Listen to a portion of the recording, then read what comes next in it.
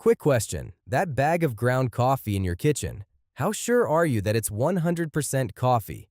Because right now, food scientists are running chemical tests on ground coffee from store shelves and finding it's been cut with corn, soybeans, sugar, even ground up twigs and stems from the coffee plant itself.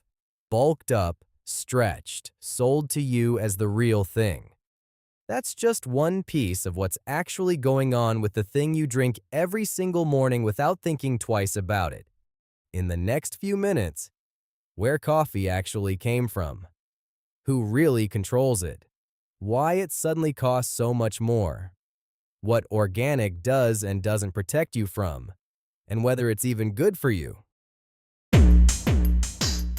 Let's follow the bean, where this actually started.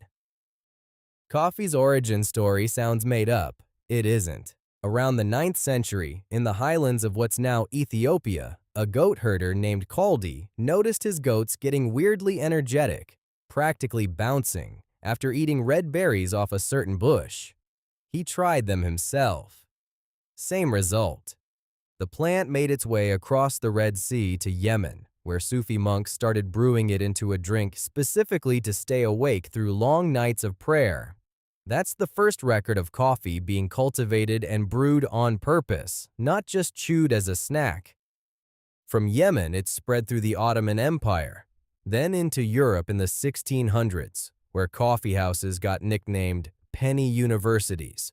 Pay a penny for a cup, sit as long as you want, talk politics and business with strangers. Some historians will tell you the Enlightenment partly happened in coffee houses. So this drink has been fueling human ambition for over 1,000 years, which makes what happened to it in the last decade kind of wild. Who actually owns your coffee? Here's a name test. Starbucks, Dunkin', Peet's, Nescafé. Feels like 4 different choices, right? Now here's the part that surprised me. Starbucks pulled in $37.18 billion in revenue in fiscal year 2025, running roughly 41,000 stores in 86 countries. Dunkin' isn't even close. Starbucks does many times Dunkin's revenue, and about 23% of coffee buyers say Starbucks is their go-to, compared to 14% for Dunkin'. But here's the twist. That bag of Starbucks coffee you buy at the grocery store, the K-Cups in your pantry, Starbucks doesn't actually sell you those anymore. In 2018, Starbucks sold the global rights to all of its packaged and grocery store coffee forever to Nestlé in a $7.15 billion deal. Nestlé also owns Nescafé, one of the best-selling coffee brands on the planet. So 2 of your different coffee choices can trace back to the exact same company's shelf. This isn't a conspiracy, it's just consolidation. A handful of giants own most of the names you think you're choosing between. And that matters, because those same giants are the ones setting the price. Which brings us to the part that's actually made headlines. If you are enjoying this video, subscribe and hit the like button if you want to see similar videos like this. Why your coffee got so expensive. If your coffee order feels more painful lately, it's not you. It's not inflation in some vague sense either. There's a specific reason.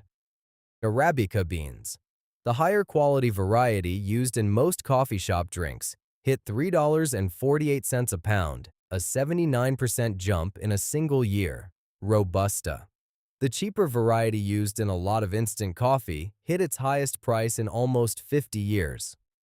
Overall, green coffee costs are up more than 50% since 2023. Why? Brazil, the single largest coffee producer on Earth, got hit with brutal droughts that gutted crop yields. Add trade tensions and tariff threats affecting Colombian coffee, one of the other major suppliers, and you've got a supply squeeze at exactly the moment global demand keeps climbing. Cafes are stuck with ugly choices: to raise prices and risk losing customers, or quietly switch to cheaper, lower-quality beans and hope nobody notices. And there's historical precedent for how bad this can get. The last time coffee prices spiked this hard, back in the 1970s, U.S. coffee consumption dropped 15% and a third of roasters' output disappeared. But rising prices don't just squeeze cafes. They create an incentive for something much sketchier. Remember that opening question about what's actually in your bag? The fake coffee problem. This is where it connects. When prices spike and beans get scarce, fraud goes up. That's not speculation. Researchers say it directly. When supply is tight and prices rise, it creates the exact financial incentive to cut corners. So what does fake coffee actually look like? Ground coffee, especially cheaper store-bought blends, has been caught mixed with corn, soybeans, sugar, acai seeds, ground coffee stems and husks, and even a wheat-rye hybrid called triticale, used purely as cheap filler. Here's the unsettling part. You cannot see this by looking at it, or even by tasting it in a lot of cases.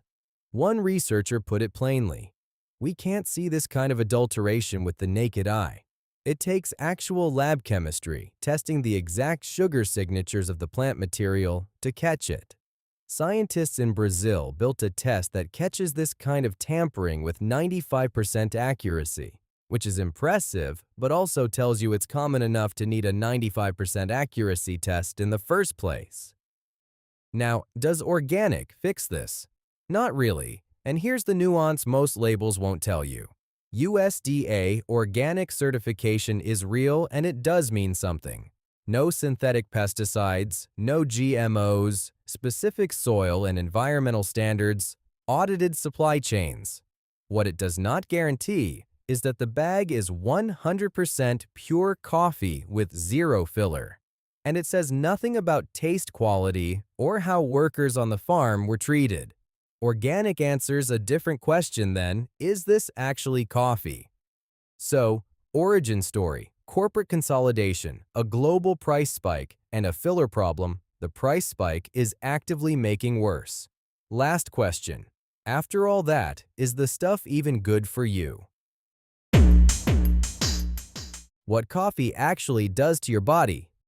Good news first.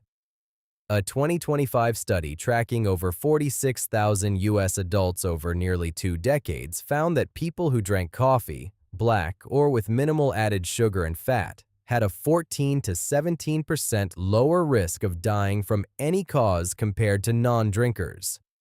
2 to 3 cups a day showed the strongest benefit. No meaningful link to increased cancer risk either.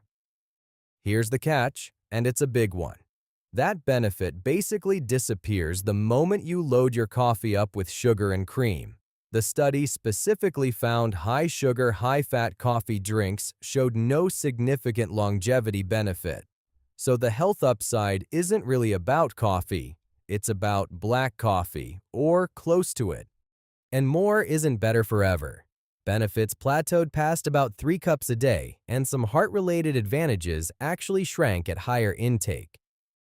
So the actual, unglamorous answer: a few cups of real, mostly black coffee a day is genuinely linked to living longer. A caramel-loaded, filler-cut version of that same drink is a very different product wearing the same name.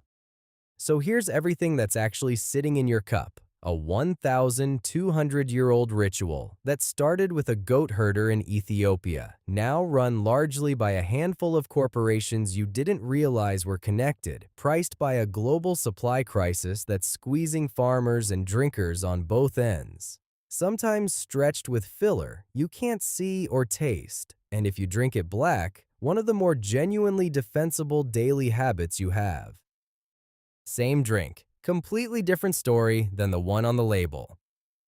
If you enjoyed this video, subscribe and comment if you drink black coffee or coffee with creamer and sugar. Be honest. And where have you experienced the best coffee you have ever drank?